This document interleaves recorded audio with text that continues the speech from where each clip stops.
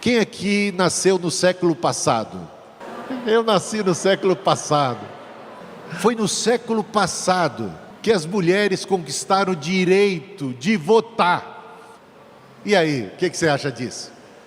Agora, se a gente voltar 2000 anos atrás, nos dias de Jesus Cristo, quando se procurou contar quantas pessoas existiam naquela multidão para a qual Jesus multiplicou pães e peixes, é dito, tinha 5.000 homens, sem contar mulheres e crianças, porque mulheres e crianças não eram contadas naquela época, porque quando se contava gente, mulheres eram colocadas do lado de fora, mulheres não iam para a escola, mulheres não aprendiam a ler e escrever, mulheres não eram instruídas, mulheres eram dominadas pelos homens, oprimidas, mulheres não tinham voz na sociedade. Um homem no contexto judaico não podia ser visto falando e conversando com uma mulher publicamente. Por isso a estranheza dos discípulos quando contemplam Jesus quebrando paradigmas e conversando sozinho com uma mulher samaritana ainda por sinal. Então quando a gente volta séculos e séculos atrás dos tempos do Antigo e do Novo Testamento, a gente está vivendo numa cultura muito opressora, onde as mulheres eram realmente alijadas de todo o processo, de toda a vida, e eram restritas ao lar, e até não podiam decidir com quem iam se casar. Aliás, até pouco tempo era meio assim. Em algumas culturas hoje em dia, em alguns países, dependendo da cultura, ainda se vê coisas semelhantes.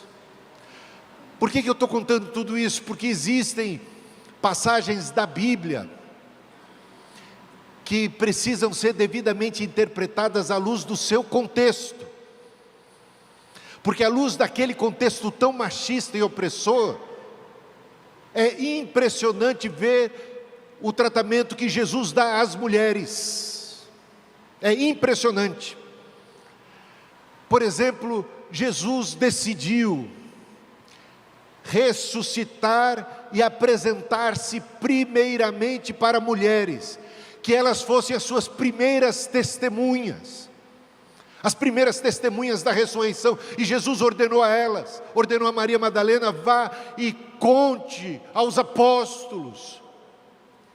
Foram lá as mulheres proclamarem a ressurreição ao grupo de apóstolos, porque Jesus preferiu dar esse privilégio às mulheres, dar voz às mulheres, dar credibilidade ao testemunho delas. Mas o testemunho delas não foi crido pelos apóstolos porque eles eram machistas, porque até então eles estavam completamente absortos, embebidos naquela cultura machista, onde o testemunho de uma mulher não valia nada, não valia nada, ainda que fossem 2, 3, 4 mulheres testemunhas de um crime, isso não contava. É por isso que você vê aqueles 2 discípulos no caminho de Emaús, conversando com Jesus, que se revela e se apresenta a eles, antes de se revelar, conversando com eles, e pergunta o que aconteceu, porque vocês estão assim, acabrunhados e tal, e a resposta dos discípulos é a seguinte: você não sabe as notícias, que morreu, aquele em quem depositávamos a esperança de ser o Messias, e coisa e tal. Bem, as mulheres foram ao seu túmulo e constataram que ele estava vazio e até disseram que ele ressuscitou. Bom, mas foram as mulheres que testemunharam isso. As mulheres viajam, as mulheres, sabe, elas não são tão racionais, elas fantasiam as coisas. Ou seja, eles não acreditaram, estavam abandonando Jerusalém e não quiseram nem ir lá para conferir. Os próprios apóstolos a princípio não deram crédito, mas pelo menos foram lá conferir, e aí sim se depararam com Cristo ressurreto. Por que eu estou contando tudo isso para vocês?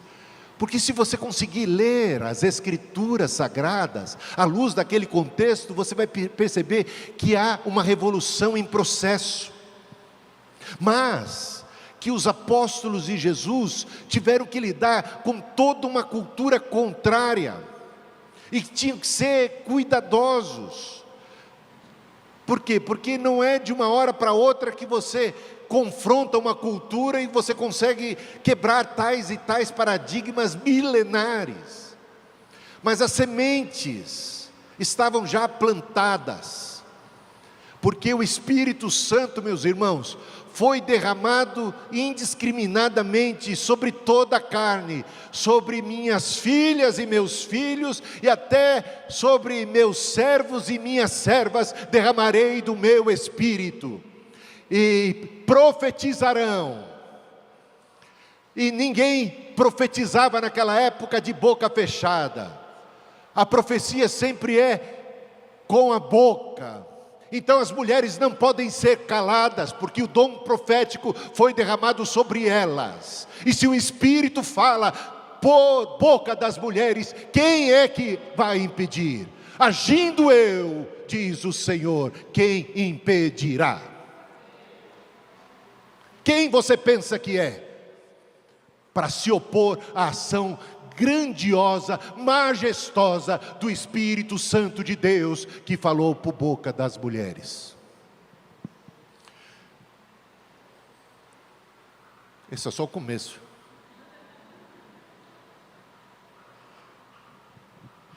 Bom, passada a introdução, fundamento bíblico de igualdade.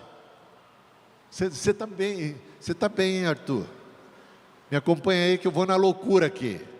Eu espero que vocês estejam no flow aqui. Alguém falou de flow hoje, né?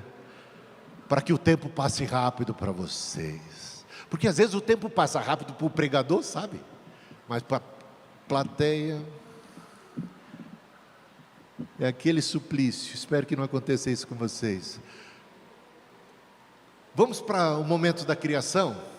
Quando Deus criou o homem e a mulher, macho e fêmea os criou, a sua imagem e a sua semelhança, foram ambos criados igualmente, sem distinção alguma.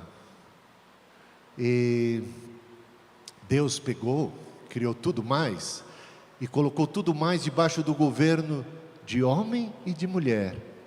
Ele chegou e disse, no próximo já estou no próximo, a igualdade ontológica aqui, sem hierarquia, sem um ser maior do que o outro, sem um mandar no outro. Assim era no paraíso. E Deus deu esse mandato cultural. Gênesis 1:28, Deus os abençoou, Adão e Eva, e lhes disse, sede fecundos, dominai sobre toda a criação. Deus colocou toda a criação sob a governança, a liderança de homem e de mulher. Repare bem, disse a ambos, homem e mulher, vocês devem governar. Ele não disse o homem deve governar, ele disse o homem e a mulher, ambos devem governar sobre tudo mais que Deus estava colocando sob a liderança, sob o governo, sob o cuidado de ambos, homem e mulher. Deus não colocou a mulher sob a governança, o domínio do homem até então. Até então, o propósito original é que homem e mulher vivessem em harmonia plena, sem distinção, sem hierarquia. Esse é o propósito da criação. E veja, o papel da mulher. Gênesis 2:18, um texto muito usado por aqueles que combatem o ministério feminino, que discriminam as mulheres. Eles interpretam da seguinte maneira essa passagem. Gênesis 2:18 diz que Deus fez a mulher como auxiliadora do homem. Veja, a mulher tem que ser subserviente, a mulher ela é uma auxiliar, o homem é que é o chefe, o homem é que comanda, a mulher tem que estar à disposição como uma assistente do homem. Só que essa palavra no hebraico, meus amados irmãos, essa palavra que aqui está traduzida como auxiliadora, é a mesma palavra que aparece em contextos tais como, no entanto, a palavra hebraica Ezer, usada aqui, também é usada para descrever Deus como o auxiliador do seu povo. E eu pergunto, isso significa que o povo é chefe de Deus? Que o povo deve dominar sobre Deus? Não, Deus é o auxiliar do povo, sem que isto diminua a Deus e coloque Deus debaixo do domínio do ser humano. a mesma palavra. Portanto, a ideia original é que auxiliador está em pé de igualdade, capaz de ajudar à altura de. E mais abaixo veio a queda. Aí sim, com a queda em pecado, quando Adão e Eva pecaram, veio maldição sobre ambos, e algumas maldições específicas. Por acaso, por exemplo, sobre a mulher é dito: olha a maldição que o pecado trouxe para a mulher: teu desejo será para teu marido, ele te governará. É a partir desse momento, a partir do pecado, a partir da queda, como resultado do pecado, como uma maldição, atentem bem, como uma maldição do pecado, é que veio isto: teu desejo será para teu marido, ele te governará. Meus irmãos, isso é maldição, isso não é bênção. Cristo na cruz carregou sobre si os nossos pecados e levou sobre si a nossa maldição. Ele quebrou a maldição. Nenhuma maldição há para aqueles que estão em Cristo Jesus. Foi quebrado o jugo, foi quebrado tudo isso na cruz do Senhor. Por favor, nós como cristãos somos novas criaturas. As coisas velhas já passaram, eis que tudo se fez novo. Contexto cultural e histórico, como eu falei, questão patriarcal. Agora existem os princípios que promovem igualdade.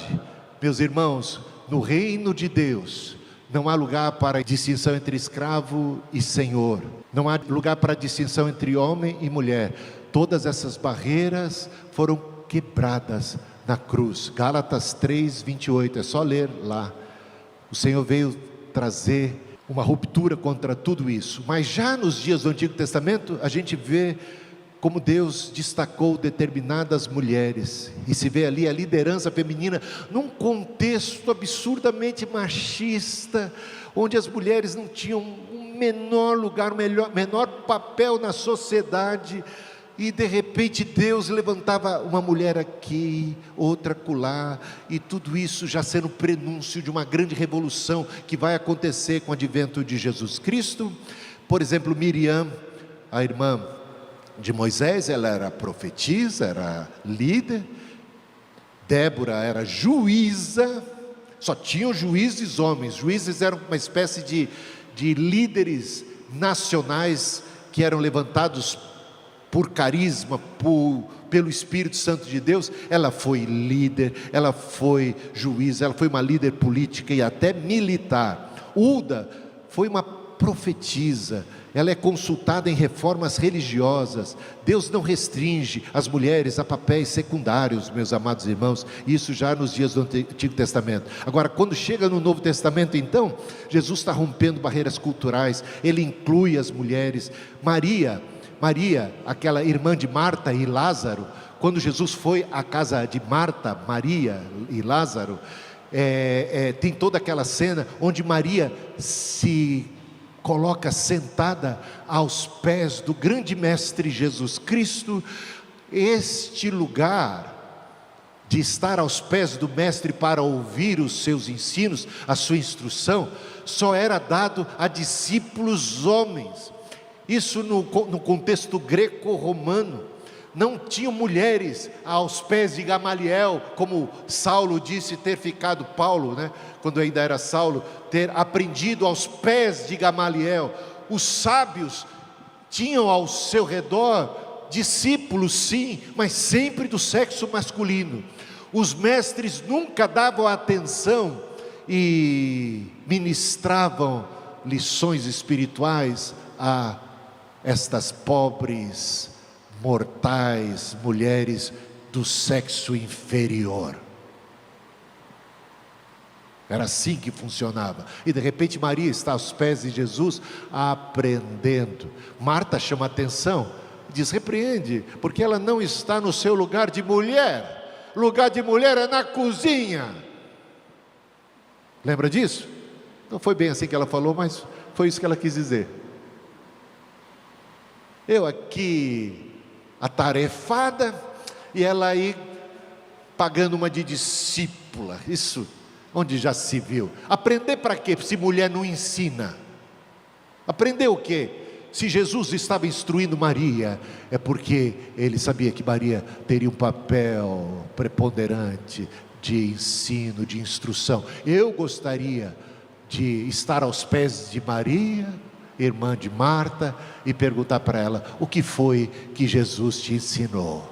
Que tal aqui? Ou alguém ia ficar incomodado de uma mulher como Maria vir aqui a esse púlpito para instruir os homens a respeito daquilo que ela sabe e que nós teríamos muito gosto em aprender? Quem é que teria coragem de chegar para Maria, agora a outra, a mãe de Jesus Cristo, e impedi-la de ir na igreja do Senhor e instruir os demais? Ou Maria não tinha nada para falar? Eu ia ter 1000 perguntas para fazer para Maria. Eu passaria uma vigília inteira aos pés de Maria. Eu ia tomar até cuidado para não ser o idólatra. Ia dar uma tentação. Deixa eu tocar um pouco no seu manto, Maria, qualquer coisa assim. Maria, viveu com Jesus, ouviu de Jesus, tem muita história para contar. Deus instrui as mulheres e as torna mestres da palavra, como foi Priscila. Você sabe que Priscila foi a instrutora, a mestre ou a mestra de um apóstolo, alguém que foi denominado apóstolo, ainda que não estivesse entre os 12, mas o Apolo. Apolo era tão destacado, tão notório no meio dos apóstolos de Jesus Cristo, que as pessoas diziam: eu prefiro Apolo do que Pedro, eu prefiro Apolo do que Paulo, porque Apolo se tornou um dos grandes pregadores e mestres, e ele foi instruído por uma mulher. Que história é essa? As mulheres fiquem caladas na igreja. Temos que entender textos que dizem tais coisas dentro do contexto, para a gente não incorrer em erros gravíssimos. As mulheres acompanham Jesus, as mulheres sustentavam o ministério de Jesus materialmente. Isso aconteceu até a sua morte. Elas foram as mais fiéis. Enquanto os discípulos bateram em retirada, aos pés da cruz lá estavam as mulheres, nenhuma delas fugiu. Elas têm coragem, mais do que aqueles homens, mais do que Pedro, que negou Jesus 3 vezes. Elas foram as primeiras testemunhas da ressurreição, as primeiras proclamadoras de que Jesus ressuscitou. E as mulheres então na igreja primitiva, a gente vê lá em Atos, elas haviam profetisas. As 4 filhas de Filipe, do diácono Filipe, elas eram profetisas. E ninguém profetiza de boca calada, elas profetizavam no culto. Priscila era professora e líder, como eu falei, está lá em Atos 18 e Romanos 16, a gente vê Priscila mais uma vez sendo citada e o nome dela aparecendo na frente do Diáquila, seu esposo. Algo impensável naqueles dias, como alguém ia citar um casal, ia colocar o nome da mulher em primeiro lugar. Isso é da nossa contemporaneidade, isso não tem nada a ver com aquela época os homens, o nome dos homens sempre viam em primeiro lugar, e de repente Paulo quebra essa, porque ele vê que Priscila está em destaque. Priscila era mais líder, e ele cita Priscila e Áquila. Leia lá Romanos 16, 3 e 4. E Febe é chamada de diaconisa, traduzido na sua língua é serva, mas o nome ali era diaconisa. Lembra da eleição dos diáconos em Atos, como foi criteriosa, como foi cuidadosa, como se clamou para o auxílio do Espírito Santo, e de repente o Espírito Santo e a igreja, inspirada pelo Espírito, destacam 7 homens para o serviço diaconal, serviço importantíssimo, que estava somente abaixo do status de apóstolos daquela época, para ajudarem, auxiliarem os apóstolos. E de repente o termo diácono é usado para Febe. E Evódia e Sintique eram colaboradoras com Paulo, colaboradoras do apóstolo. Colaboradoras em que sentido, meus irmãos? Ninfa e Lídia, elas eram as líderes das igrejas domésticas, que começaram em suas próprias casas. E temos o exemplo de Júnia. Isso aqui eu chamo muita atenção, Romanos 16, 7, porque esse texto é fabulosíssimo. Esse texto diz que Júnia e seu esposo, eles eram notáveis entre os apóstolos, eles tinham proeminência, eles tinham projeção, eles eram notáveis dentro do grupo dos apóstolos. Júnia, uma mulher, estava no grupo dos apóstolos, porque na Bíblia, meus irmãos, apóstolos não são apenas aqueles 12, os 12 são apóstolos que estabeleceram a sã doutrina, que constituíram ali o cânon do Novo Testamento e tudo mais. Eles são o fundamento da nossa fé e da nossa crença. Mas Apolo foi chamado de apóstolo. Tiago, o irmão do Senhor, também foi chamado de apóstolo, embora ele não estivesse entre os 12 apóstolos, ainda que tivesse o nome de Tiago, e tinham 2 Tiagos apóstolos, mas ele não é nenhum desses 2, ele era o irmão do Senhor, alguém que se converteu apenas depois da ressurreição de Jesus. Veja, então o Tiago é também chamado de apóstolo, e aqui nós temos Apolo e temos Barnabé, também dentro do grupo de apóstolos, que significa enviados, que significa aqueles que são enviados por Deus para uma liderança, para a pregação do Evangelho, para o estabelecimento de igrejas, para a constituição daqueles que serão os presbíteros, os pastores, os diáconos. Os apóstolos têm essa proeminência, e dentre os apóstolos destacados estava uma mulher chamada Júnia. E os pais da igreja, como João Crisóstomo, por exemplo, reconheciam Júnia como uma mulher e apóstola. Agora vamos às passagens restritivas, que são utilizadas ainda hoje por muitas igrejas, infelizmente, para impedir que as mulheres sejam pastoras, que as mulheres sejam pregadoras, que elas possam proclamar o Evangelho de um púlpito, como eu estou fazendo agora, como costuma fazer a pastora Núbia.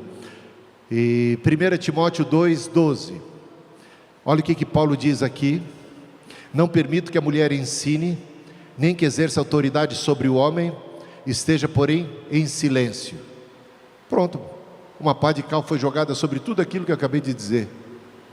Bom, o apóstolo falou, está falado. Meus irmãos, a gente tem que entender o contexto em que isso está inserido. É verdade, com o advento de Cristo, as mulheres começaram a ter aquela liberdade em Cristo Jesus, e elas se sentiram mais à vontade para falar em público, para falar num culto público, inclusive para interromper o pregador, ou o orador, ou aquele que estava instruindo, para fazer perguntas, para levantar questões e tudo mais. Acontece que naquele tempo as mulheres não tinham cultura e uma formação adequada. Os falsos profetas já estavam metidos no meio da congregação, e eles faziam a cabeça dessas mulheres que eram mais suscetíveis ao erro e ao engano por conta da sua parca formação. A maior parte delas analfabetas, incultas, sem a devida formação, e elas eram mais facilmente engabeladas, e eram agora atiçadas por esses falsos mestres, para que elas pudessem tumultuar, pudessem questionar a autoridade, pudessem fazer coisas indevidas, ou pregar e ensinar heresias. E isso estava acontecendo e estava tumultuando ali o contexto. Além do mais, tinha um outro problema sério, porque a gente convidava, por exemplo, um visitante para o culto. Eu convidava meu amigo, estou voltando 2000 anos atrás, convidei meu amigo, ou uns amigos meus. para participarem do culto. Eu convidava eles com um contexto ainda muito machista e tudo. Aí eles chegavam, viam no culto o quê? A mulherada falando à torta e à direita. Isso já era um escândalo, gente. Vocês não têm ideia. O quê? Nunca mais volto nessa igreja. Isso aí é a deturpação. Isso aqui é o final chegou o final dos tempos. O final dos tempos. Onde já se viu essas mulheres aí. Então isso era um escândalo. Por isso, em 1 Coríntios, capítulo 14, Paulo vai falar que é vergonhoso que a mulher fale em público. Era vergonhoso, uma vergonha, que a mulher falasse publicamente, levantasse a voz, se colocasse em pé e passasse a falar no meio de uma congregação mista, onde tinham homens e mulheres. Isso era impensável naquela época. E Paulo tinha que lidar com toda a controvérsia que isso, sabe, a igreja já era perseguida gratuitamente. Nero botava fogo em Roma e a culpa nos cristãos. Eles já tinham muita dor de cabeça. Eles não podiam, não era tempo ainda de levantar uma bandeira franca contra o machismo. Isso só ia atravancar o progresso da igreja, o avanço. Então ele precisa ser cuidadoso nesse tempo e conter as mulheres, principalmente naquele ambiente onde isso estava ficando cada vez mais comum, para evitar a vergonha, para evitar o escândalo, para evitar o tumulto, para evitar as heresias. Então, por conta de tudo isso, ele diz: as mulheres fiquem em silêncio. Não permito que a mulher fale na igreja. E se tiver alguma dúvida, pergunte para o seu marido em casa, tá bom? Foi isso que ele disse, ou não foi? Foi isso que ele disse. Agora, ele estaria caindo em contradição consigo mesmo, porque quem tinha dúvida e estava perguntando era Apolo para Priscila. E as mulheres profetizavam, e se elas profetizavam num culto, ninguém pode profetizar de boca calada. Então, apóstolo Paulo aqui, de maneira alguma está retirando das mulheres o dom profético. De maneira alguma está impedindo que elas profetizem. Aliás, no contexto de 1 Coríntios, capítulo 14 e 11, Paulo fala assim: quando a mulher profetizar na igreja, ele instrui, ele dá instruções para mulheres profetizarem na igreja, e diz como é que elas deveriam agir quando profetizassem na igreja. Então ele está caindo em contradição aqui. A mulher pode profetizar na igreja, e profetizar é proclamar a palavra, profetizar é proclamar o evangelho. Ou Maria Madalena não pode profetizar e proclamar, e vir aqui a esse púlpito e dizer: Jesus ressuscitou, eu sou testemunha disso. Está entendendo? Aí eu vou pegar no pé de denominações que proíbem a mulher de ser líder, proíbem a mulher de ser uma sacerdotisa, de serem pastoras ou ministrarem a ceia do Senhor, realizarem batismo, porque dentro desse próprio contexto, e aí eu convido vocês a serem criteriosos, a examinarem tudo que eu estou dizendo e conferirem nas escrituras sagradas, porque dentro do contexto de 1 Timóteo capítulo 2, quando Paulo estabelece essa proibição, essa restrição para as mulheres, não permitindo que elas falem sequer, ele diz também: estão proibidas de usar joias, e de fazerem tranças, e de terem vestidos caros. Vá visitar essas igrejas que proíbem, vá lá ver como que as mulheres se vestem. Por que lá pode fazer trança? Por que lá pode usar brinco, joia e outros adereços? Que hipocrisia é essa? O mesmo texto em que Paulo proíbe que a mulher fale, ele proíbe que as mulheres usem trança e joias e vestidos caros. E nesse mesmo texto ele ordena a todos os homens. Eu não sei se você fez a sua oração hoje aqui na igreja. Eu quero só saber se quando você fez a sua oração hoje aqui neste culto, os homens dessa igreja oraram com as mãos erguidas, não apenas uma, mas as duas, bem erguidas para o alto, porque nesse texto Paulo ordena que os homens em todos os lugares orem levantando as suas mãos santas. Vá numa outra igreja que proíbe que as mulheres preguem e veja se os homens estão orando com as mãos levantadas, porque a ordem foi dada para os homens e não apenas para as mulheres. Portanto, há uma baita contradição.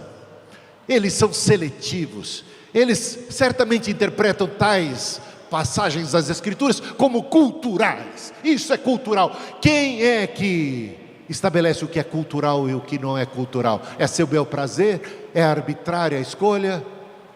Do Nitu, Nite, Salame Mingue? Ah não, mulheres, pronto, mulheres sim. É claro que tais passagens tinham a ver com a cultura daquela época. Vamos para 1 Coríntios 14, outro texto bastante, eu já basicamente me antecipei falando dele, mas veja só o que diz. 1 Coríntios 14, 34 e 35. Estou aqui citando os argumentos e os textos mais utilizados por aqueles que combatem o ministério feminino. Que as mulheres se conservem caladas nas igrejas, porque não lhes é permitido falar, mas estejam submissas como também a lei o determina. Que lei é que determina que a mulher fique submissa? Queria saber. Se porém querem aprender alguma coisa, perguntem em casa ao seu próprio marido, porque para a mulher é vergonhoso falar na igreja. Sim, meus irmãos, naquela época era vergonhoso para uma mulher falar em público. Isso era uma realidade cultural daquela época. Era um problema para Paulo ter que lidar com as consequências, com os respingos de uma mulher levantando-se no meio da congregação e falando. Paulo sabia que isso trazia controvérsia, que isso trazia vergonha, que isso impedia o avanço da igreja, e que não era tempo de levantar uma bandeira franca, clara, contra o machismo daquela época, que a semente deveria ser plantada, que essa semente plantada do Evangelho, com o tempo, daria o seu devido fruto. O que é vergonhoso nos dias de hoje? Hoje é vergonha. Tenham vergonha vocês, pastores, tenham vergonha vocês, líderes religiosos, tenham vergonha na cara de proibirem as mulheres de falarem na igreja. Isto é que é vergonhoso. Hoje isto é uma vergonha. Se Paulo estivesse nos dias de hoje, ele diria: é uma vergonha vocês proibirem que as mulheres tenham o seu devido lugar, o seu papel de liderança. Deus deu voz às mulheres quando deu o dom de profetizar a elas. E quem é você para se levantar e mandar a mulher calar a boca? Paulo fez isso num contexto, meus irmãos, determinado. Vamos para 1 Coríntios 14, 34 e 35 ainda, né? Só é o contexto cultural, são os escândalos, é associado ao comportamento desordenado, que Paulo está procurando manter ordem e decência naquele culto. Tinha muita coisa fora de lugar. Não é uma proibição universal, mas uma instrução para a ordem no culto. Era vergonhoso naquela cultura a fala de uma mulher na igreja. Hoje é vergonhoso proibir a mulher de falar. Mulheres profetizavam publicamente. É só ler 1 Coríntios 11, 5. E Paulo está orientando como elas devem se comportar na hora que elas falam na igreja. Como é que Paulo pode, num texto, estar proibindo a mulher de falar, e você interpretar isso como um dado universal, quando no capítulo 11 ele está dizendo, instruindo as mulheres como é que elas devem falar da igreja, como é que elas devem profetizar da igreja. Paulo é uma pessoa contraditória, ou aquilo que ele falou em 1 Coríntios capítulo 14 tem a ver com a ordem no culto e com os problemas pontuais que ali exerciam? Paulo, ele de fato contradiz qualquer interpretação restritiva quanto à mulher. Por quê? Porque ele chama Febe de diaconisa, de diácono. Ele reconhece Priscila como professora e mestra de Apolo. Ele menciona mulheres que profetizavam publicamente, como em 1 Coríntios 11, 5, eu já mencionei. Se profetizar envolve falar em público. Como conciliar isso com a ordem de ficar calada, gente? A única explicação coerente é que Paulo estava resolvendo problemas específicos, como desordem em cultos ou influências pagãs, e não impondo uma regra geral. Mas na cruz de Cristo, ele quebrou a maldição. Para isso o Filho de Deus se manifestou, para destruir as obras do diabo. E uma das obras do diabo, através do pecado, foi a maldição sobre a mulher, que colocou ela sob o governo do homem. Mas isso está quebrado na cruz, meus amados irmãos. Cristo restaura o relacionamento entre homem e mulher, a igualdade original, porque Ele veio restaurar todas as coisas e veio desfazer as obras do diabo.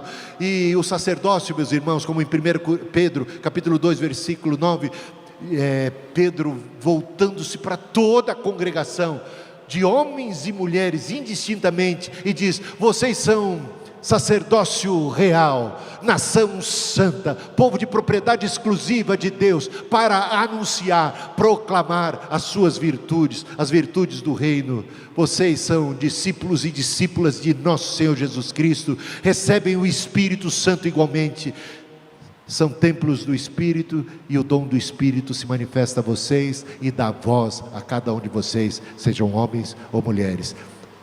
Somos uma nova criação em Cristo. 2 Coríntios 5:17. Assim, se alguém está em Cristo, nova criatura é. As coisas velhas, meus irmãos, elas já passaram. Por favor, não ressuscitem nem restaurem as coisas que Cristo quebrou na cruz. Toda maldição, tudo se fez novo. Em Cristo não há distinção de gênero, todos vocês são filhos de Deus mediante a fé em Cristo Jesus, pois os que em Cristo foram batizados, de Cristo se revestiram, todos vocês, homens e mulheres. Não há judeu, nem grego, escravo, nem livre, homem, nem mulher, pois todos são um em Cristo Jesus. Gálatas 3:26-28. No reino de Deus não há lugar para distinção entre homens e mulheres. No reino de Deus não tem dessa, as mulheres vão sentar desse lado e os homens vão sentar daquele lado. Essa barreira de separação entre homens e mulheres foi derrubada. Os homens podem chegar a esse ponto no altar, no púlpito, enquanto as mulheres são relegadas a segundo plano, e aliás a plano nenhum dentro da igreja, se você entende e interpreta que elas devem ficar totalmente em silêncio e caladas e não podem sequer fazer pergunta. Não participem da escola dominical aqui, meus irmãos, porque as mulheres fazem muitas perguntas, eu garanto para vocês. Cristo veio trazer uma novidade, uma restauração. Em Cristo não há distinção de gênero. Está aqui, meus amados irmãos. Ministério aberto a todos, com dons espirituais concedidos pelo Espírito a todos. Atos 2:17-18. E acontecerá nos últimos dias, diz Deus, que derramarei do meu Espírito sobre toda a carne. Os filhos e as filhas de vocês profetizarão. As filhas podem ou não podem profetizar na igreja? Profetizarão, diz o Senhor Deus. Eu estou bravo. Está aqui escrito. Eles preferem ficar só com uma parte escrita, ignora a outra. Está escrito que é para profetizar. Profetizarão, as mulheres, as filhas profetizarão. E os jovens terão visões, e seus velhos sonharão. Até sobre meus servos e minhas servas derramarei o meu Espírito naqueles dias, e profetizarão. E isso aconteceu na igreja primitiva. As mulheres levantavam-se no seio do corpo de Cristo, no meio do culto, e o Espírito manifestava-se a elas, e elas proclamavam, ainda que analfabetas, ainda que ignorantes, tinha a palavra de Deus comunicada pelo Espírito para a igreja. E quem tem ouvidos, ouça o que o Espírito diz à igreja. Marcos 10, 43 e 45. Olha o que Jesus disse. No mundo aí fora, é um querendo ser maior do que o outro, um querendo ser melhor do que o outro, um querendo dominar sobre o outro, um querendo liderar sobre o outro. Mas não será assim no meio de vocês. Aqui não. Não vão copiar o modelo lá de fora. Quem quiser tornar-se grande entre vocês, que se coloque a serviço dos outros. Quem é o tal aqui, hein? Quem é o grandão aqui? Que seja o servo de todo mundo. Porque no reino de Deus as coisas são assim. É um reino com valores invertidos. Os primeiros serão os últimos os primeiros. Quem quer ser primeiro? Que seja o último. Quem quiser ser primeiro, que seja o último. Quem bancar uma de primeiro, vai acabar ficando em último lugar. Que se coloque a serviço dos outros. E quem quiser ser o primeiro entre vocês, que seja servo de todos. Pois o próprio Filho do Homem não veio para ser servido, mas para servir e dar a sua vida em resgate de muitos. Jesus, o Senhor, o Mestre, pegou a bacia, lavou os pés dos discípulos. Um escândalo que o Mestre, o Senhor, o maior, estivesse a serviço dos outros, daqueles subordinados, daqueles que seriam na hierarquia considerados inferiores, e o Senhor diz assim: vejam como é que eu tratei vocês, sigam o meu exemplo. Eu não vim para ser servido, eu vim para servir e dar a minha vida, meus irmãos. O líder cristão não é aquele que manda, é aquele que serve, e serve de exemplo. E se tem alguma autoridade, essa autoridade vem do alto, e do respeito que a própria congregação vai ter, pela graça de Deus naquela vida, porque se trata de uma pessoa humilde, e não de um ser arrogante, presunçoso, prepotente, que se impõe pela força, nem por força, nem por violência. Respondendo às objeções: mas a Bíblia não diz que o marido tem que ser cabeça da mulher, Efésios 5, 23, é verdade. Fala sobre a relação ali de casamento, tá? No casamento, mulher, esposa e marido. E não é sobre o papel da mulher na igreja. Paulo não define cabeça como autoridade que se impõe pela força, mas como uma autoridade distinta, que se impõe através do sacrifício e do serviço. Ele diz: maridos, amem as vossas esposas como Cristo amou a igreja e se deu, se sacrificou por ela. É isso, meus irmãos. Maior aqui é o que serve.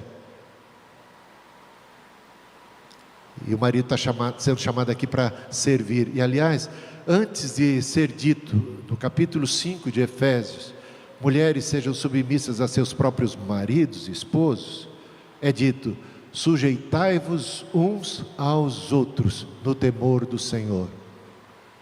Para uma congregação mista de homens e mulheres é dito: sujeitai-vos uns aos outros.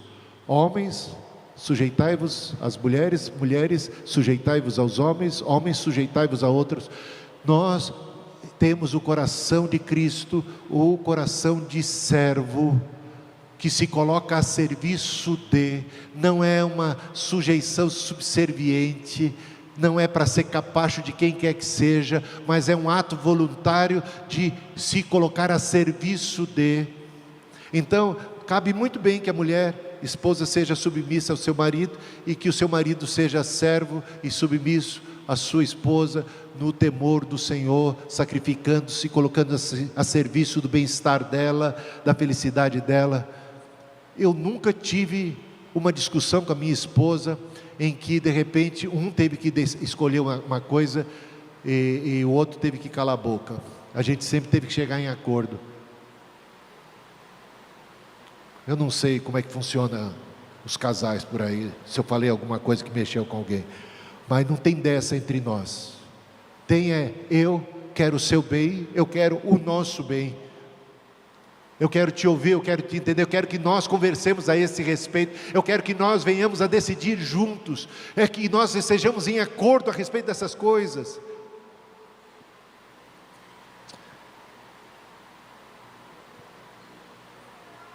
Bom, Jesus lavou os pés dos discípulos. Jesus disse que não veio para ser servido, mas para servir e dar a sua vida. A ausência de sacerdotisas em Israel. Não tinha sacerdotisas em Israel. O sacerdócio do Antigo Testamento era restrito a uma única tribo, a tribo de Levi, o que de fato excluiria o sacerdócio de todas as demais tribos, certo? E aí? Se você usa o argumento, bom, só tinha sacerdotes homens, você tem que ser coerente e continuar a usar o argumento seletivo, só tinham sacerdotes da tribo de Levi. Então nada de sacerdotes como Jesus, que não era da tribo de Levi, que era da tribo de Judá, e ele é o supremo sumo sacerdote, ou não? De uma ordem superior a de Melquisedeque, para quem Abraão, em quem Levi estava ali presente, já profeticamente presente em Abraão, pagou tributo, pagou dízimo a Melquisedeque. E nós acreditamos no sacerdócio universal de todos os crentes. Então essa história de que no Antigo Testamento só tinha sacerdotes levitas, então a gente pode excluir todos os sacerdotes, só sacerdotes homens, pode excluir todos os que não são levitas, todos os que não são judeus, todos os que não são da tribo específica de Levi. Bom, Jesus escolheu apenas apóstolos homens. É verdade, apenas apóstolos homens. E eles eram também judeus, certo? E aí? Então, nada de apóstolos que não são judeus e homens. É isso? Que raciocínio? A lógica nesse raciocínio? Só tinha homem lá. É que nem dizer que na ceia só tinha homem, né? Então a ceia só vai para os homens, só tinha discípulos ali. Pelo menos o David só não colocou nem Maria, a mãe de Jesus, lá. Eu tenho certeza que as mulheres estavam presentes, mas para aqueles que pensam, então as mulheres estão excluídas? Olha, eu queria ter muito tempo aqui, eu queria ter uma vigília, mas não tenho, eu vou já por finalmente, para poder detonar, acabar. Eu sei que não vou acabar, eu não tenho essa presunção, queria pelo menos fazer as pessoas pensarem. Jesus escolheu apenas apóstolos. Bom,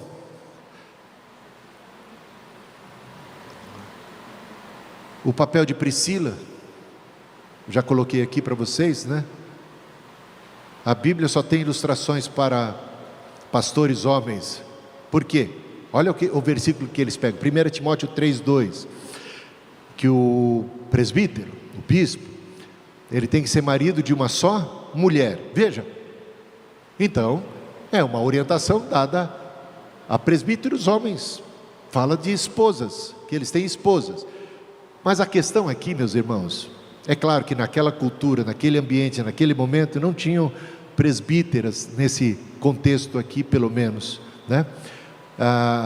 Agora, se a gente for levar isso aqui a ferro e fogo, veja só, isso proibiria homens solteiros de exercerem o ministério. Coitado dos padres, não é não? Por quê? Porque é dito que o presbítero tem que ser marido de uma só mulher. O problema aqui é evitar a poligamia, concorda comigo? Esse é o tema aqui, e pronto, final. Não vem com abobrinha, não vem querer colocar palavras na boca de apóstolo Paulo. Já chegou a hora de eu terminar, não é não? A história da igreja e o ministério feminino. Bom, eu vou passar aqui. Meus irmãos, aplicações práticas. Devemos reconhecer dons femininos que o Espírito Santo derramou sobre elas e deu o dom de profetizar, de proclamar, de liderar, de todos os dons foram dados indistintamente, conforme apraz ao Espírito Santo. E isso fortalece a igreja. Mulheres têm papel fundamental na missão e na evangelização. Veja, a mulher samaritana foi lá, ela proclamadora do Evangelho, trazendo muitas pessoas para ouvirem a Jesus. A necessidade de prudência cultural, mas firmeza bíblica em defender a igualdade ministerial, o sacerdócio universal de todos os crentes. Criar então aqui, meus irmãos, no seio da igreja uma cultura de respeito mútuo, sujeitai-vos uns aos outros. A base bíblica para o ministério feminino. A igualdade foi criada por Deus, restaurada na cruz e confirmada pelo Espírito. Homens e mulheres chamados a servir juntos, sem discriminação. Se o Filho do Homem vos libertar, verdadeiramente sereis livres. E para essa liberdade o Senhor nos chamou, e vamos caminhar juntos em amor, porque novas coisas o Senhor está fazendo, e vamos viver essa novidade do Evangelho em Cristo Jesus.